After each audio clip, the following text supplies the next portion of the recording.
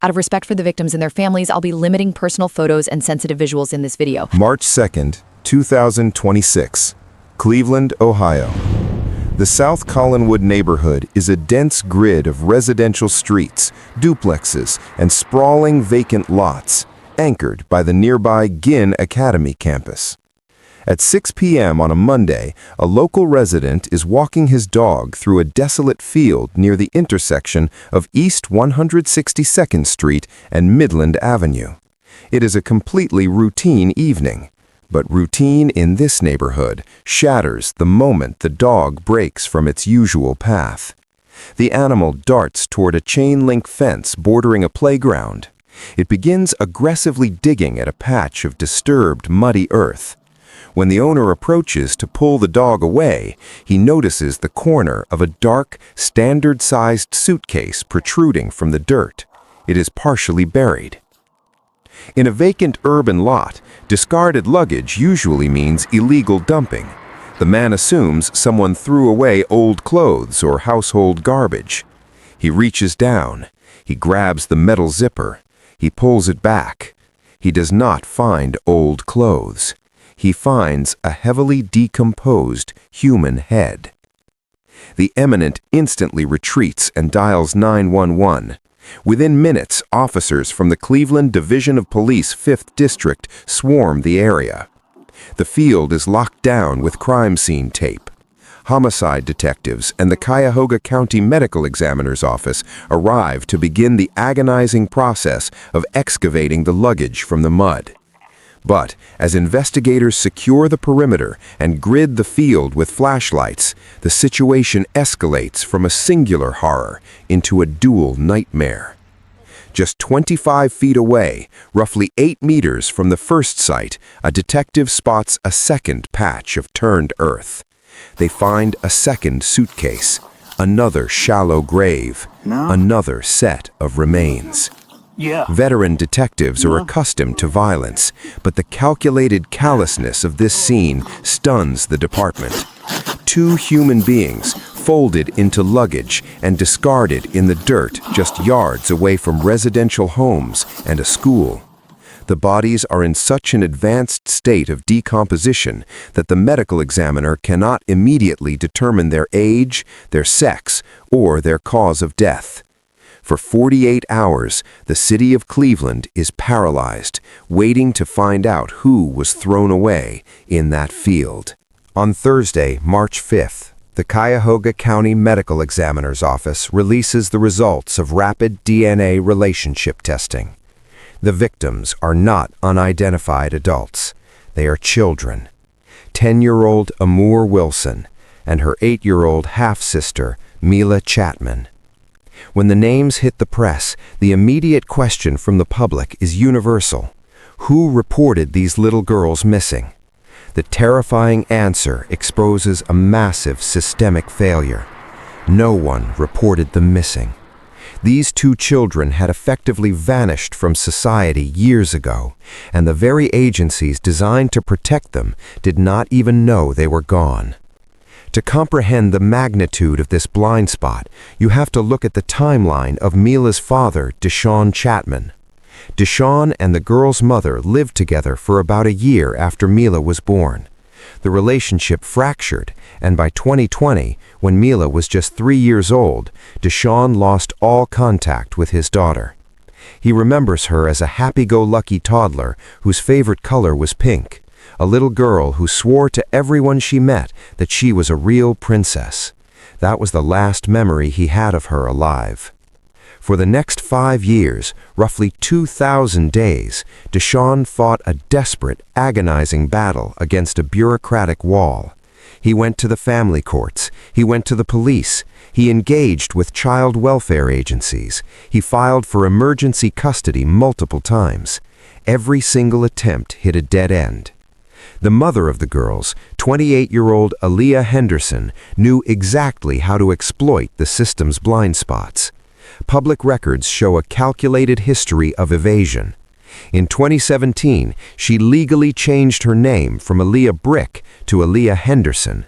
She bounced between addresses, including a documented eviction in 2022 from a Park Hill apartment where lease documents confirmed she was living with 2 girls. Because Henderson constantly changed addresses and disconnected phone numbers, Deshawn was paralyzed by red tape. The family court system requires a current address to serve a custody motion. Law enforcement cannot conduct a welfare check if they do not know where the child is sleeping. The Department of Children and Family Services cannot intervene without physical access to the minors. For 5 years, Amor and Mila were completely off the grid. They were never enrolled in the Cleveland Metropolitan School District. There were no teachers to notice bruises, no school nurses to check their weight, no counselors to ask them questions. They were isolated, entirely at the mercy of their mother. Deshawn was told by agencies that without a verified location or direct evidence of immediate physical harm, their hands were tied. He spent 5 years searching for a ghost. He begged the system to help him find his daughter. But Mila wasn't missing across state lines. She wasn't hidden in a remote location. As homicide detectives would soon discover, the reality of where these girls were kept and who was watching them was far more disturbing than anyone could have predicted. Once the victims were positively identified on March 5th, the homicide investigation rapidly accelerated into a targeted manhunt. But detectives did not have to look far. They did not have to cross state lines or trace burner phones to locate the primary suspect. The mother, 28-year-old Aliyah Henderson, was exactly where she had always been. On Wednesday evening, prior to the public release of the girls' identities, the Cleveland Police SWAT team executed a high-risk search warrant. They converged on a well-kept, seemingly ordinary duplex on East 162nd Street. When you analyze the spatial geography of this crime, the psychological horror reaches an intolerable level. Aliyah Henderson's front door was located less than 300 feet from the exact spot where the suitcases were found. It is a direct, unobstructed line of sight.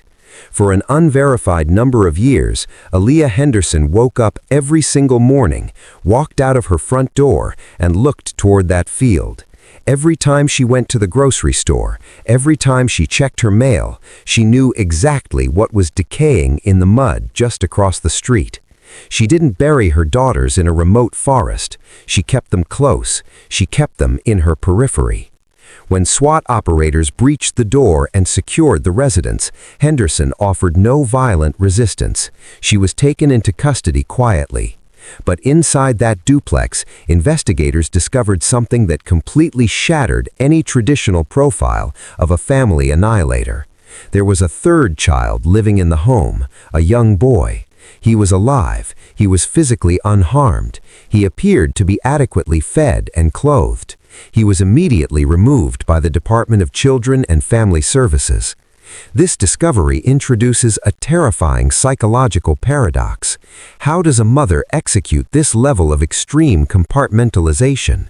Criminal psychologists note that parents who commit filicide usually suffer from severe psychosis, or they view the children as obstacles to a new life and eliminate all of them. But Henderson allegedly selected 2 of her children for death while actively preserving the life of the third child. She managed to play the role of a functioning, providing mother inside the walls of her duplex, while acting as the executioner for the 2 little girls she packed into luggage. She successfully normalized the horrific secret buried 50 yards from where her surviving child slept. When confronted by detectives in the interrogation room, her demeanor was described as chillingly flat. She was formally charged with 2 counts of aggravated murder, multiple counts of kidnapping, endangering children, and gross abuse of a corpse. But the arrest only answered the question of who. It did not answer the question of how long. As the yellow crime scene tape came down and Aliyah Henderson sat in the Cuyahoga County Jail, the narrative shifted from a murder investigation to a full-scale systemic postmortem. The community demanded to know how 2 children could decompose in a residential field without anyone noticing they were missing. The devastating reality is that people did notice. Alarms were sounded, red flags were aggressively waved, and the system simply hit the mute button. The duplex on East 162nd Street was a shared living space. Deshay Kaider, a neighbor who lived in the attached unit, provided a timeline to investigators that paints a picture of extreme negligence by local authorities. Kreider reported to the media that she had repeatedly called Child Protective Services. She reported that the living conditions were highly suspicious. She never saw Amor or Mila. Even more disturbing, Kreider reported a persistent foul odor emanating from the property. She called the police. She called the health department. But because Henderson was hostile and uncooperative, and because she weaponized her privacy rights, the agencies repeatedly hit a bureaucratic wall. If a social worker knocks on a door and the parent refuses entry, and there is no immediate visual proof of a child in imminent physical danger, the case file is closed. The burden of proof required to intervene was lethally high. No one felt this systemic failure more acutely than Mila's father, Chatman. For 2,000 days, he waged a war against the family court system. He filed emergency custody petitions. He detailed Henderson's erratic behavior, her constant moving, and her refusal to let him see his daughter. But family court operates heavily on procedure. Without a verified, stable address to serve legal papers to the mother, Deshawn's motions were stalled. Henderson utilized a well-known loophole to evade scrutiny, the pretense of homeschooling. By keeping the girls out of the Cleveland Metropolitan School District, she eliminated the most critical layer of defense for abused children. Teachers are mandatory reporters. If a child shows up to a classroom with a bruised arm, or if they stop showing up entirely, the school triggers an investigation. By keeping them homeschooled, Henderson ensured there were no outside eyes on Amor or Mila. Deshawn was caught in a lethal catch-22. The courts required evidence of abuse to grant emergency custody, but Deshawn could not obtain evidence of abuse because the mother had hidden the children behind the shield of a private residence. He told reporters, his voice breaking with a mixture of raw grief and absolute fury, "I did everything I was supposed to do. I went to the courts, I went to the cops, I told them she was dangerous. I asked you on numerous occasions, just give me my daughter. Now my baby is in a bag." Chatman did not fail his daughter. The state of Ohio failed her. On Friday, March 6th, Aliyah Henderson walked into the Cleveland Municipal Court for her arraignment. She wore a standard, high-visibility jail uniform. Her posture was rigid. She stared straight ahead, offering no visible reaction to the gravity of the charges read against her. The prosecution immediately requested a bond that reflected the sheer depravity of the crime. They outlined the discovery of the suitcases. They highlighted the proximity of the graves to her home. They emphasized the extreme flight risk and the danger she posed to the surviving child. The public defender mounted a standard procedural defense. He stated for the record that she had no prior criminal history. He stated she had a permanent address, the very address situated across from the makeshift graveyard. He added that she was actively seeking employment. It was a surreal, mechanical exchange of legal pleasantries regarding a woman accused of throwing her daughters away like garbage. The judge did not hesitate. Recognizing the horrific nature of the allegations, the judge set bond at $2 million. $1 million for the life of Amor Wilson, $1 million for the life of Mila Chatman. Henderson was remanded back to the Cuyahoga County Jail, effectively neutralizing her threat to the public, while a grand jury prepares a formal indictment. As the legal machinery slowly turns, the most difficult work now falls to the medical examiner. Determining the exact cause of death is paramount for a successful prosecution, but the advanced decomposition of Amor and Mila presents a massive scientific hurdle.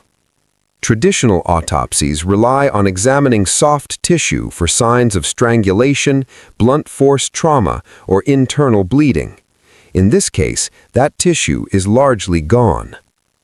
Forensic anthropologists must now rely on skeletal analysis.